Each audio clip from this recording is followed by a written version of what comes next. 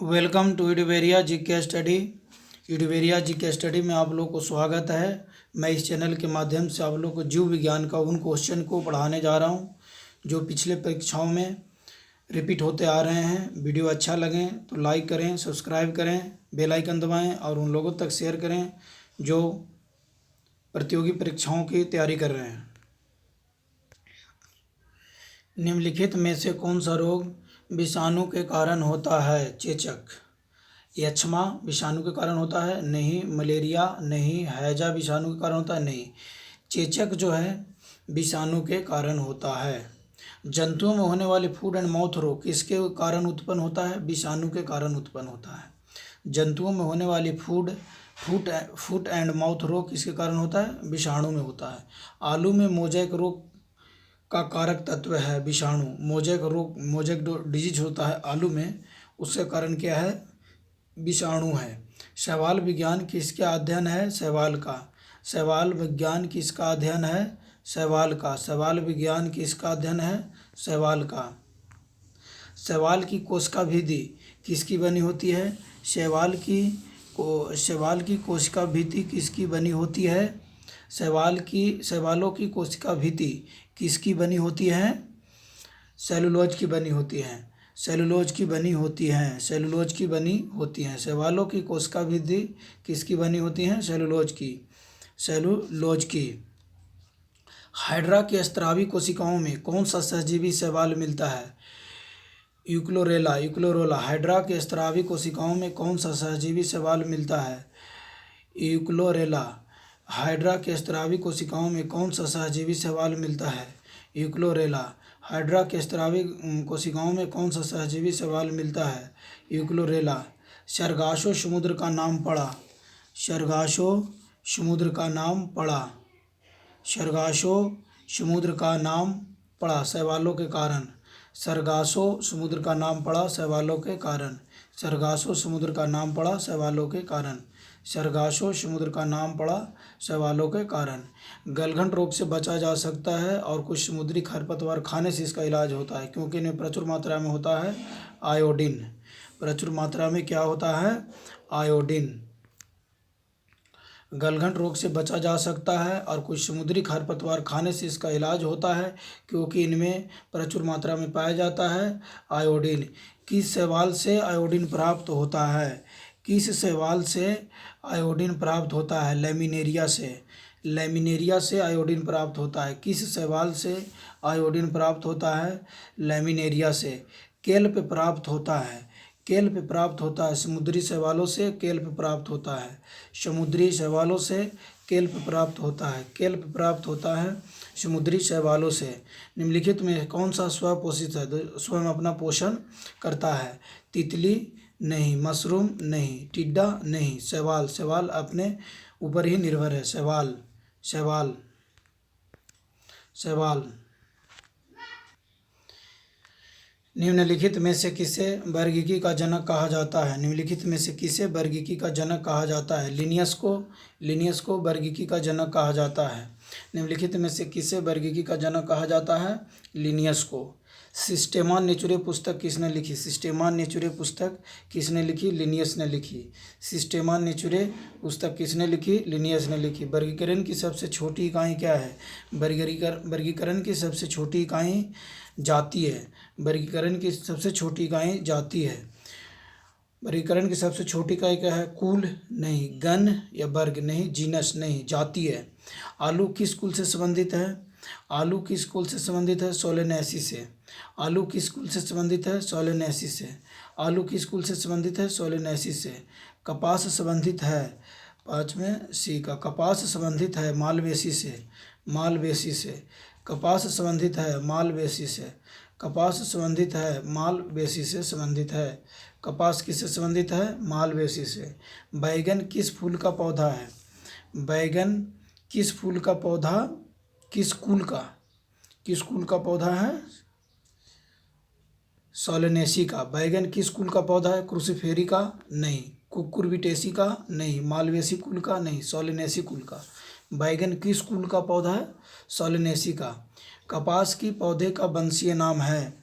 कपास की पौधे का वंशीय नाम है गॉसिपियम। कपास के पौधे का वंशीय नाम है गॉसिपियम। कपास के पौधे का वंशीय नाम है गॉसिपियम। कपास के पौधे का वंशीय नाम है गॉसिपियम। आम का वानस्पतिक नाम है आम का वानस्पतिक नाम है मेंजिफेरा इंडिका। आम का वानस्पतिक नाम है मेंजिफेरा इंडिका। आम का वानस्पतिक नाम है मेंजिफेरा इंडिका। अनाज वाले पौधे किस कुल से संबंधित हैं? अनाज वाले पौधे किस कुल से संबंधित है? ग्रेमनी पौधे से संबंधित है। अनाज वाले पौधे किस कुल से संबंधित है? ग्रेमनी से संबंधित है। अनाज वाले पौधे किस कुल से संबंधित है? ग्रेमनी से संबंधित है। आम का वानस्पतिक नाम है मेंजिफेरा इंडिका। मेंजिफेरा इंडिका। अनाज वाले पौधे किस कुल से संबंधित है? ग्रेमनी से। गेहूं पौधे का वानस्पतिक नाम है गेहूं पौधे का वानस्पतिक नाम है टिटिकस प्रस्टिबम। टिटिकस प्रस्टिबम। टिटिकस प्रस्टिडम। टिटिकस प्रस्टिबम है। गेहूं पौधे का वानस्पतिक नाम है टिटिकस प्रस्टिडम। गेहूं पौधे का वास्तविक नाम है गेहूं पौधे का वानस्पतिक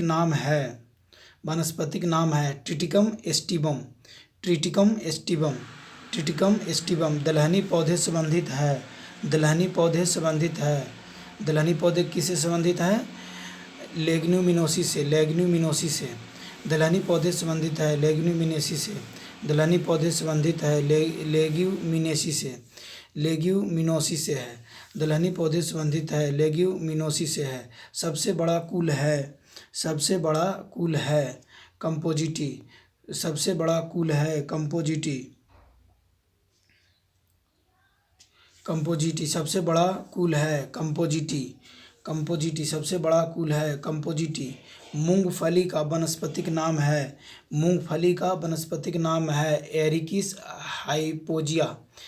एरिकिस हाइपोजिया। मूंगफली का वानस्पतिक नाम होता है एरिकिस हाइपोजिया। मूंगफली का वानस्पतिक नाम होता है एरिकिस हाइपोजिया। हाइपोजिया। चाय के पौधे का वानस्पतिक नाम है चाय के पौधे का वानस्पतिक नाम है थियासाइनेसिस। थियासाइनेसिस। थियासाइनेसिस है साइनेंसिस। चाय के पौधे का वानस्पतिक नाम है थियासाइनेंसिस। थियासाइनेंसिस है। थियासाइनेंसिस है। चाय के पौधे का वानस्पतिक नाम थियासाइनेंसिस है। तेल बीज ऑयल सीड्स वाली फसल किससे संबंधित होती है? तेल बीज वाले किससे संबंधित होती है? किससे संबंधित होती है? क्रूसीफेरी से। तेल बीज वाली फसल किससे संबंधित होती है? क्रूसीफेरी से। तेल बीज वाली फसल किससे संबंधित होती है? क्रूसीफेरी से। मटर का पौधा क्या है? मटर का पौधा क्या है? शाक है।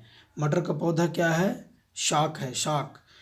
पुष्प है? नहीं। झाड़ी है? नहीं। इनमें से कोई नहीं। मटर का पौधा है शाक है। मटर का पौधा क्या है? शाक है। सबसे लंबा जीवित वृक्ष। सबसे लंबा जीवित वृक्ष। सबसे लंबा जीवित वृक्ष सिकुआ है। सबसे लंबा जीवित वृक्ष सिकुआ है। सबसे लंबा जीवन वाला वृक्ष कौन सा है? सिकुआ। सिकुआ है। Atropa belladonna. किस भाग से बेलाडोना औषधि प्राप्त किया जाता है? किस भाग से? पत्तियों से। एट्रोपा बेलाडोना के किस भाग से बेलाडोना औषधि प्राप्त किया जाता है? पत्तियों से प्राप्त किया जाता है। पत्तियों से।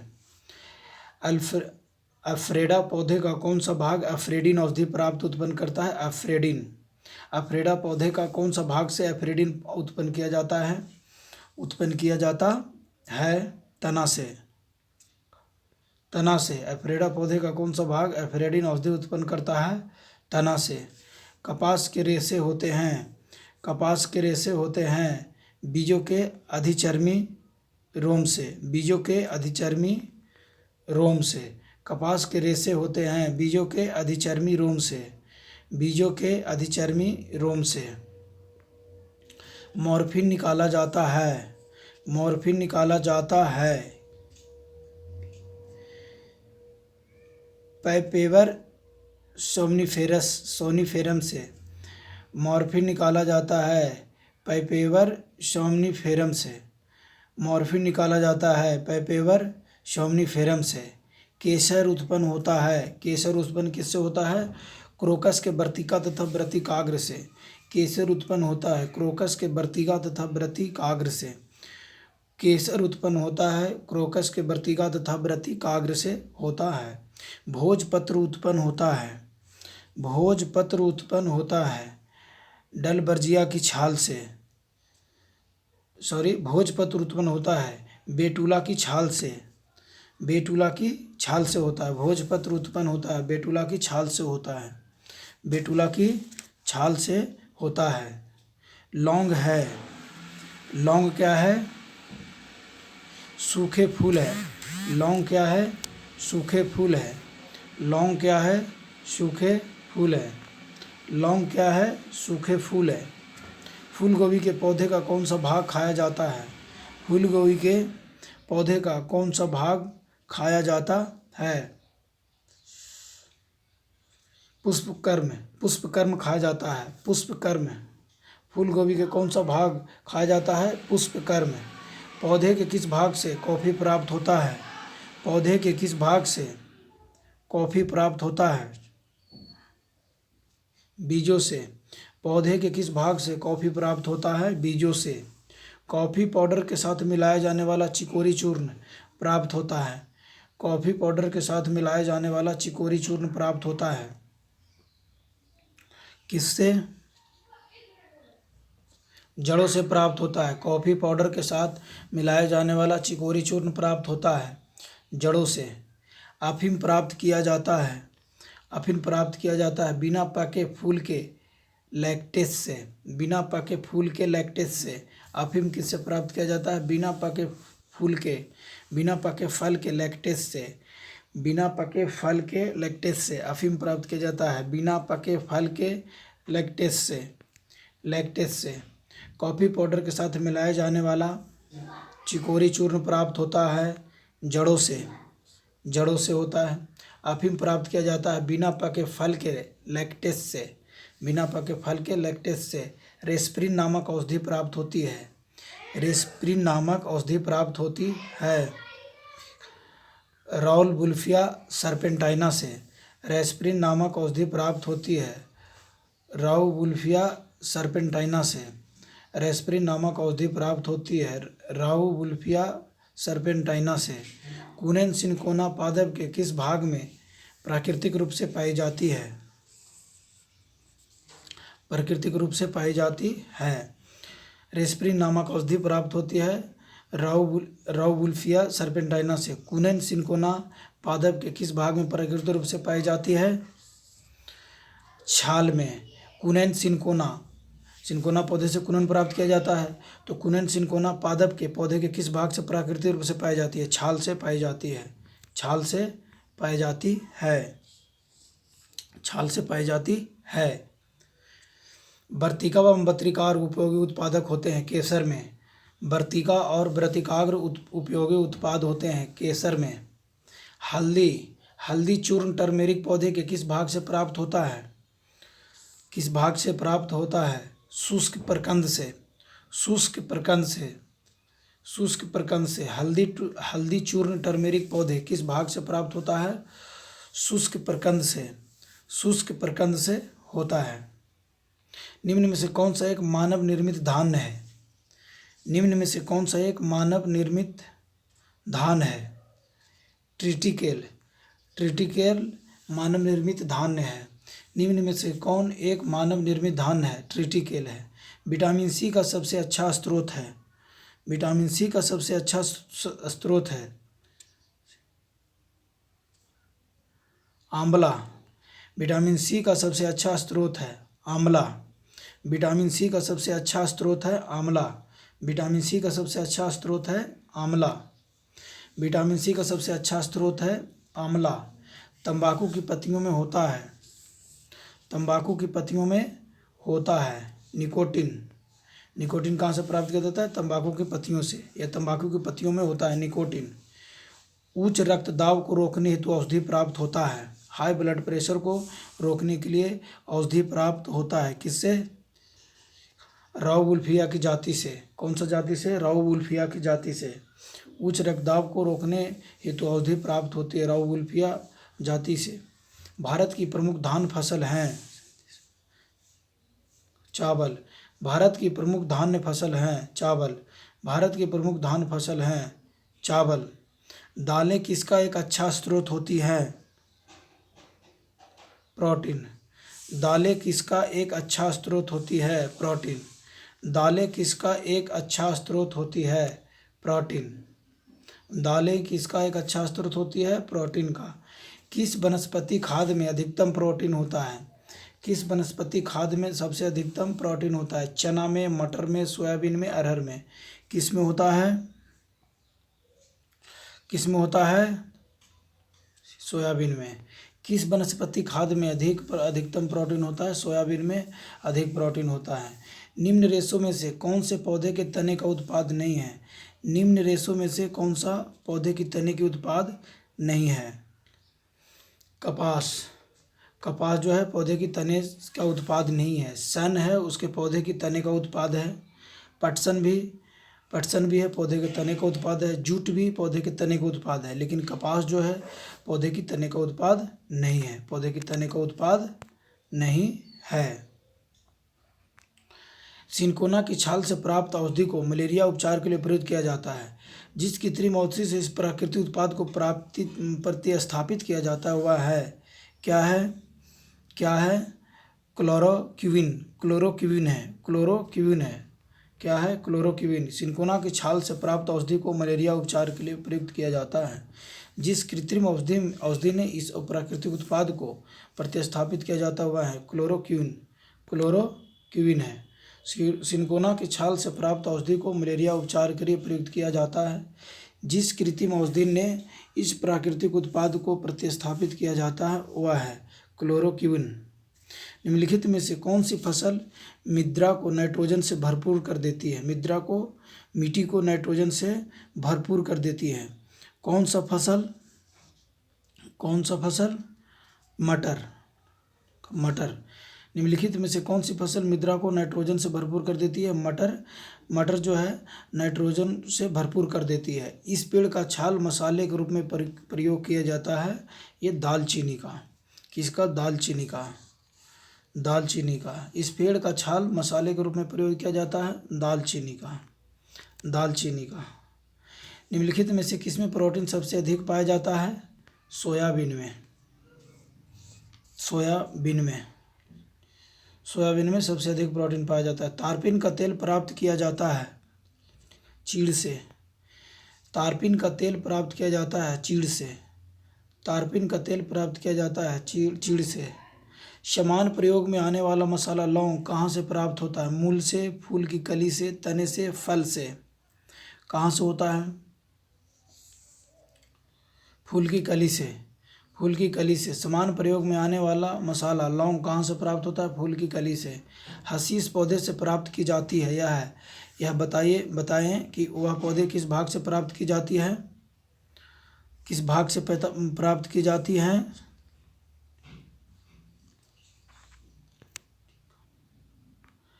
तारपीन हशीश पौधे से प्राप्त की जाती है। बताइए कि वह पौधे किस भाग से प्राप्त किया जाता है? ये तने तथा नर पुष्पक्रम के निस्त्राव से। तने तथा नर पुष्पक्रम के निस्त्राव से हशीश की पौधे से प्राप्त की जाती है। यह बताइए कि यह पौधे किस भाग से प्राप्त की जाती है? तने तथा नर पुष्पक्रम के निस्त्राव से। निस्त्राव से।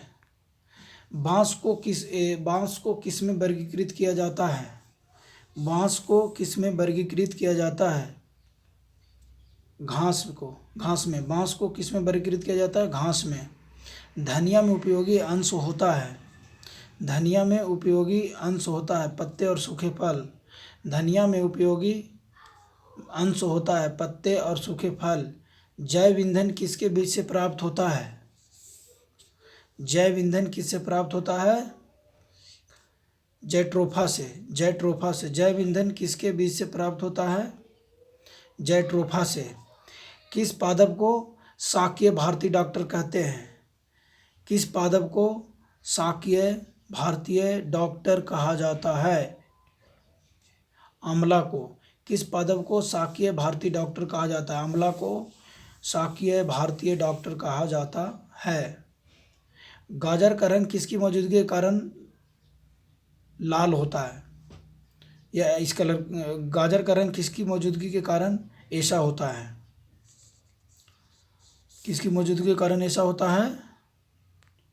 कैरोटीन के कारण। कैरोटीन के कारण। गाजर का रंग किसकी मौजूदगी के कारण ऐसा होता है? कैरोटीन के कारण। किसकी पादप को शाकीय भारतीय डॉक्टर कहा जाता है? आंवला को। गाजर का रंग किसकी मौजूदगी के कारण ऐसा होता है? कैरोटीन के कारण। पपीते के पीले रंग का कारण है? पीले रंग का कारण है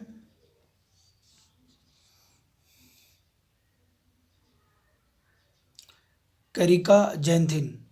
करिका जैंथिन। पपीते में पीले रंग का कारण है करिका जैंथिन। पपीते में पीले रंग का कारण है करिका जैंथिन। पपीते में पीले रंग का कारण है करिका जैंथिन। मिर्च की तीक्ष्णता का कारण है कैप्साइसिन की उपस्थिति। कैप्साइसिन की उपस्थिति। मिर्च की तीक्ष्णता का कारण है कैप्साइसिन की उपस्थिति। मिर्च की तीक्ष्णता का कारण है कैप्साइसिन की उपस्थिति। मिर्च की तीक्ष्णता का कारण है कैप्साइसिन की उपस्थिति। कैप्साइसिन की उपस्थिति। कैप्साइसिन की उपस्थिति। कैप्साइसिन की उपस्थिति के कारण मिर्च तीखा होता है। कैप्साइसिन। क्रिकेट के बल्ले बनाने के लिए निम्नलिखित में से किस लकड़ी का प्रयोग किया जाता है? सैलिकस पर्यूरिया, मोरस एल्वा, सेंड्रस देवदार, लिलन, यूसिटेटिसोइमम। किससे क्रिकेट के बल्ले बनाया जाता है? सैलिकस परप्यूरिया। परप्यूरिया। सैलिकस परप्यूरिया से क्रिकेट के बल्ले बनाए जाते हैं। फलीदार पादपों की जड़ों में उपस्थित गांठों में पाए जाने वाले नेत्रजन स्थिरीकरण जीवाणु है? सहजीवी। फलीदार पादपों की जड़ों में उपस्थित गांठों में पाए जाने वाले नेत्रजन स्थिरीकरण जीवाणु है सहजीवी। सहजीवी। फलीदार पादपों की जड़ों में उपस्थित गांठों में पाए जाने वाले नेत्रजन स्थिरीकरण जीवाणु है सहजीवी है। पांच जगत वर्गीकरण किसे कहा जाता है? व्हीट टेकर को। पांच जगत वर्गीकरण किसे कहा जाता है? व्हीट टेकर को।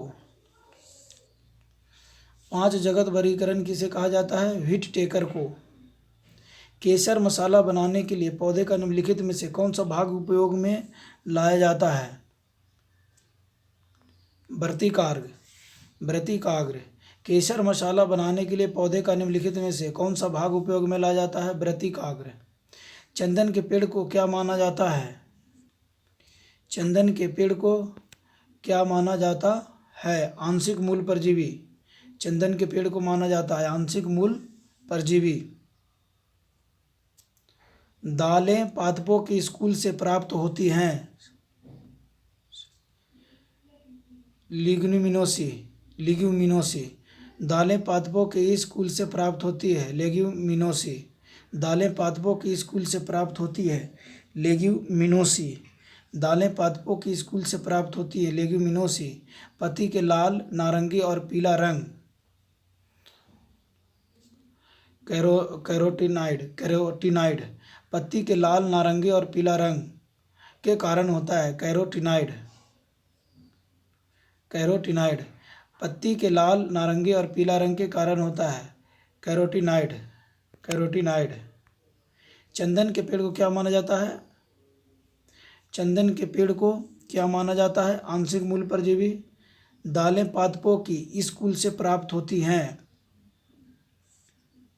लेग्यूमिनोसी कुल से। दालें पादपों के किस कुल से प्राप्त होती है? लेग्यूमिनोसे। लेग्यूमिनोसी जितने भी दलहन हैं वो लेग्यूमिनोसी में आते हैं। पत्ती के लाल, नारंगी और पीला रंग के कारण होता है, कैरोटीनॉइड्स के कारण होता है, कैरोटीनॉइड के कारण होता है। गेहूँ, जौ, नींबू, राई, नारंगी और बाजरा संबंधित है। किससे संबंधित है? तीन पादप परिवारों से, तीन पादप परिवारों से। गेहूँ, जौ, नींबू, राई, नारंगी और बाजरा संबंधित है। चार पादप परिवारों से नहीं, एक ही पादप परिवारों से नहीं, दो पादप परिवारों से नहीं, तीन पादप परिवारों से। गेहूँ, जौ, नींबू, राई, नारंगी और बाजरा संबंधित हैं तीन पादप परिवारों से। वर्गीकरण की कैरोलस लीनियस प्रणाली है, वर्गीकरण की कैरोलस लीनियस प्रणाली है, क्या है? द्विपद है। वर्गीकरण की कैरोलस लीनियस प्रणाली है, द्विपद है। वर्गीकरण की कैरोलस लीनियस प्रणाली है, द्विपद है।